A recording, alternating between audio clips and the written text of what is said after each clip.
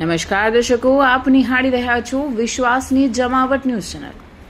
સુરત ગ્રામ્ય એલસીબીનો દરોડો, નકલી લીઝોલ, હાર્પિક અને શેમ્પૂનો 13.22 લાખનો જથ્થો જપ્ત. સુરત ગ્રામ્ય એલસીબીએ બ્રાન્ડેડ કંપનીઓના નામે duplicate toilet cleaner, floor cleaner અને શેમ્પૂનું ઉત્પાદન થતા વેચાણ કરતા એક શખ્સને ઝડપી પાડી 13.22 લાખથી વધુનો મુદ્દામાલ જપ્ત કર્યો છે.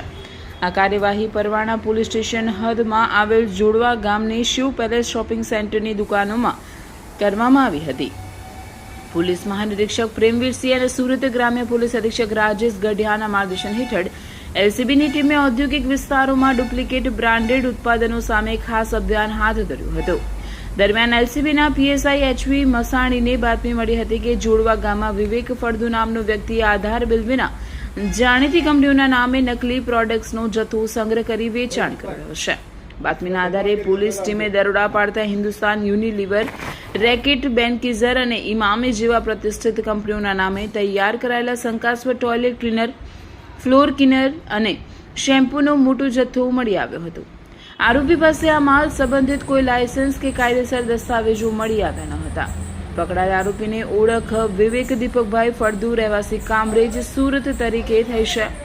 તે મૂળ જામનગર જિલ્લાના કાલાવડ તાલુકાના પીપણિયા ખીજડીયા ગામનો રહેવાસી છે.